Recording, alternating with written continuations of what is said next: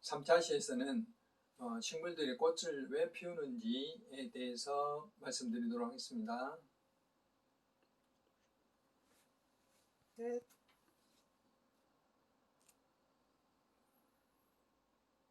보신 바와 같이 꽃은 왜 필까? 이렇게 아름다운 꽃들이 피어 있는데,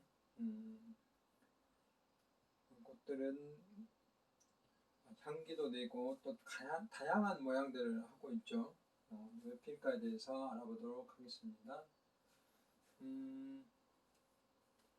꽃이 피우는 이유는 자신 씨앗을 퍼뜨리기 위함이죠. 그래서 벌이라든지 또는 또 다른 나비들이라든지 이런 것들로 인해서 씨앗을 맺고 또 씨앗을 퍼뜨려서 종을 유지하기 위한 것들이죠. 제가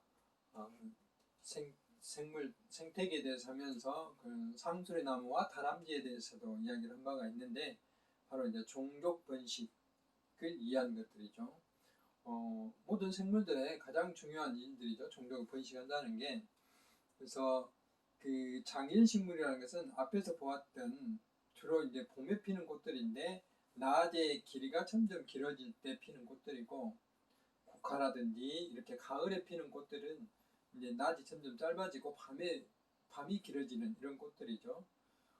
밤낮의 길이와 관계없이 피는 것들은 우리 이제 중일식물이라고 그랬습니다. 꽃이 이제 이렇게 색깔들이 다양한데 꽃잎의 색깔 노란색도 있고 하얀색도 있고 이렇게 분홍빛도 있고 뭐 자줏빛도 있고 여러 가지 다양한데 그거는 이제 바로 그 색소 때문에 그러는 거죠. 색소. 우리가 뭐 단풍이 되는 이유도 바로 색소 때문에 그러는데 꽃잎의 색소와 종류는 굉장히 다양하고 또 색소의 농도가 어떻게 나에 따라서 이렇게 표현이 달리 되는 것이죠. 그래서 안토시아닌이라는 색소가 많으면 붉은색, 푸른색 이런 색을 띠는 거고, 카로티노이드라는 게 많으면 노란색, 주황색, 뭐 개나리 같이, 엽록소가 많으면 녹색, 플라본이 많으면 흰색, 뭐 이런 하는데, 특히 이제 산성도, 그러니까 그 토양이 그 산성이나 알칼리성이냐에 따라서 색이 변하기도 하는데요. 안토시아닌 같은 색소는 산성이면 이렇게 붉은색이 나오고 같은데 알칼리성은 푸른색이 나오고, 그러니까 우리가 수국을 보면 어떤 곳의 수국은 이렇게 붉은색이고 어떤 곳의 수국은 파란색으로 나오잖아요. 파란색으로. 어떤 데는 이제 이게 섞어져 있을 때는 이렇게 두 가지 색이 동시에 나오기도 하고 그렇죠. 수국은 지금은 졌지만 수국을 필 때 한번 경험해 보시기 바랍니다. 나팔꽃도 마찬가지고 어떤 꽃은 붉은색, 어떤 것은 파란색이 있는데 토양의 그 산성도에 따라 이렇게 색이 바꿔진다 하는 것들입니다. 그다음 꽃들이 이제 색깔이 이렇게 여러 가지인 이유는 바로 이제 곤충을 부르기 위해서 그런 건데, 우리나라의 자생식물 중에 그러니까 곤충에 의해서 그 열매를 맺는 것, 이런 것들 충매화라고 그러고, 새에 의해서 열매를 맺는 것 조매화라고 그러는데 약 464종류 정도 되고, 5월, 6월 봄하고 여름철에 꽃을 피는 종류 약 50% 이상은 이렇다고 그럽니다. 그래서 이제 그런 것에 대해서 한번 말씀을 드리고요. 특히 여름철에 이제 하얀 꽃이 많이 피는 나무가 굉장히 많은데, 이렇게 뭐 고추나무라는 건데 하얀 꽃을 피는 나무가 굉장히 많은데, 이것은 이제 곤충과 오랜 동안 이제 이렇게 적응이 된 거죠. 진화가 된 거죠. 곤충은 꿀과 꽃가루가 필요하고 식물은 수분 자국이 필요하는데, 이제 일종의 곤충이 나를 잘 알아봐 달라 하는 의미로 꽃이 곤충에 보낸 일종의 신호예요. 자기의 꽃의 모양이나 색깔들은 이제 그런 것들이죠. 기회가 되면 유튜브에서 이런 뭐 꽃과 곤충의 상생 이런 거 한번 뭐 보면 이해가 훨씬 더 잘 될 수도 있겠다 싶습니다. 그래서 특별히 이제 이 시기에 곤충들은 그 사람하고 똑같이 빨주노트 파란풀을 다 식별할 수 있는 것이 아니기 때문에 벌들이 이렇게 특히 잘 알아볼 수 있도록 이런 색깔들을 가지고 있는 것이죠. 그래서 이제 여름철에 주로 피는 꽃들을 보면 이렇게 봄과 여름철에 피는 꽃들을 보면 뭐 봄 이런 봄에 보면 이런 꽃들을 피어 있어요. 조팝나무, 마가 뭐 이런 것들이 피어 있는데 다 하얀 꽃이죠. 그다음에 산사나무, 이것도 봄에 피는 건 산딸나무, 다 비슷비슷하죠. 팥배나무 이런 것들이 있는데요. 또 달맞이꽃 같은 경우는 주로 이제 온도에 굉장히 예민한 꽃이기 때문에 주로 밤에 피어요. 이렇게 밤에 대부분 꽃들은 밤에 오므라들거든요. 자기의 그 온도를 유지하고 빛이 없기 때문에 광합성을 할 수 없기 때문에 꽃을 딱 보호하는 그 암술과 수술을 보호하기 위해서 꽃이 오므라드는데 거꾸로 이 달맞이꽃은 밤이 되면 이렇게 꽃이 활짝 피어요. 그래서 이제 이것은 좀 어렵지만 일주기성 리듬에 의해서 조절이 된다 이렇게 말을 하는데요. 이제 그런 꽃들이 있다.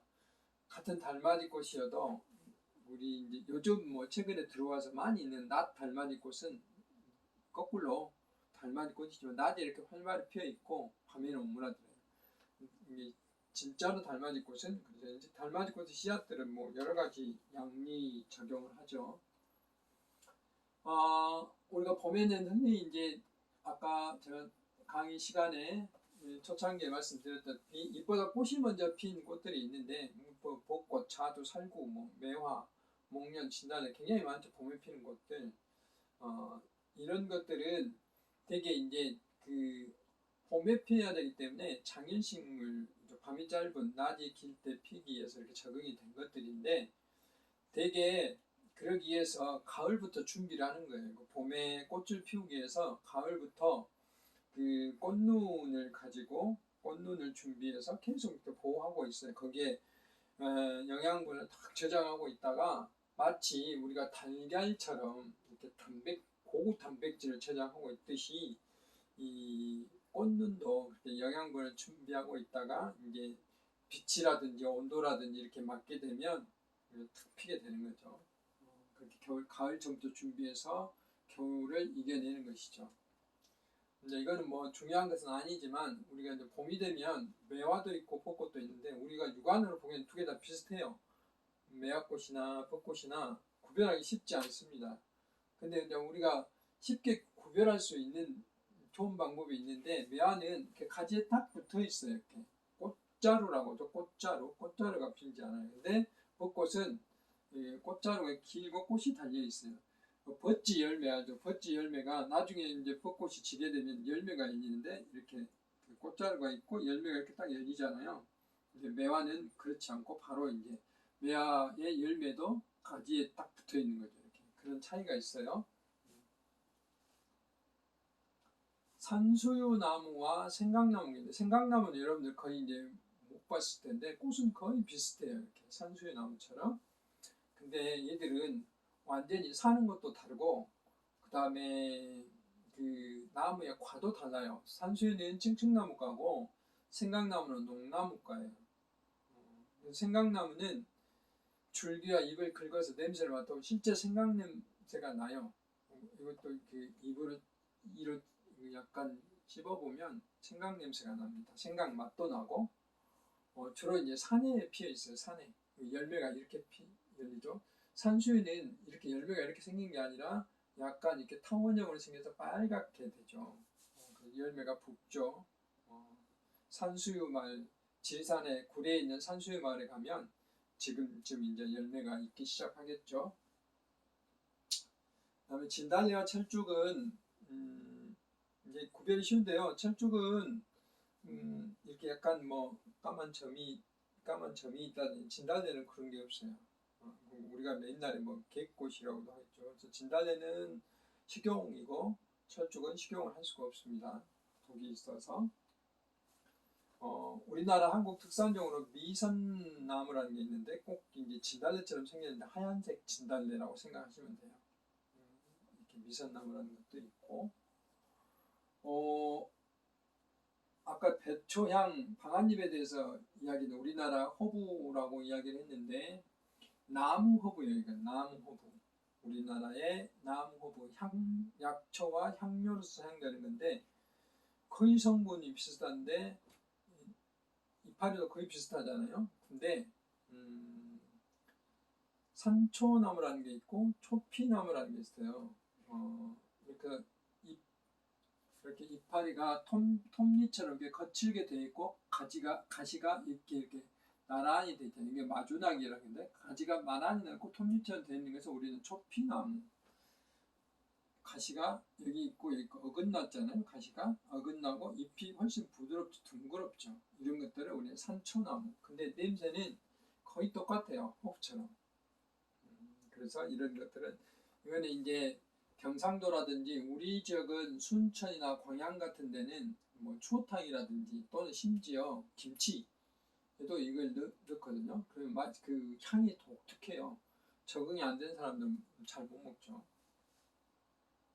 청미래 등골, 청가시 등골이랑 청미래 등골은 이제 우리가 흔히 이제 우리 말로는 맹감나무, 이게 맹감이죠. 맹감나무라고도 해요. 청미래 등골. 근데 비슷한데 청가시 등골이라고 있어요. 비슷한데 이거는 그 떡을 싼다든지 또는 뭐 밥을 싼다든지 음식을 상하지 않게 하는 성분들이 있어서 우리 시중에 만개떡이라는 걸 팔잖아요. 그것들을 하는 것이고 그 약초로서도 많이 이용을 하고 있어요.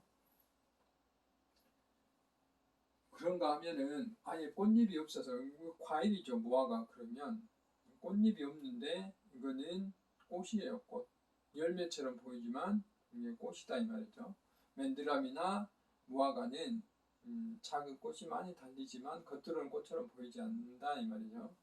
이 속에가 꽃이 들어있는 우리는 꽃을 먹는 거죠. 잎모양의 차이다. 잎모양이 왜 이렇게 차이가 날까 하는 건데 환경의 영향, 기후의 차이. 칡넝꿀, 칡의 잎도 어떤 것은 둥그럽게 있고 어떤 것은 두 개가 이렇게 갈라져서 이렇게 세 개로 나눠져 있는 것들. 이게 하나의 잎이 세 개로 나눠져 있어요.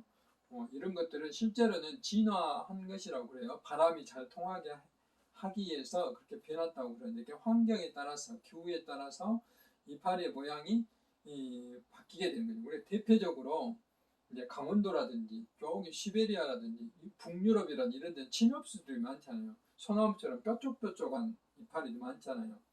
겨울이 길고 춥기 때문에 햇빛이 없고 건조 지역에 최대한 수분을 뺏기지 않기 위해서 그렇게 진화가 된 거죠.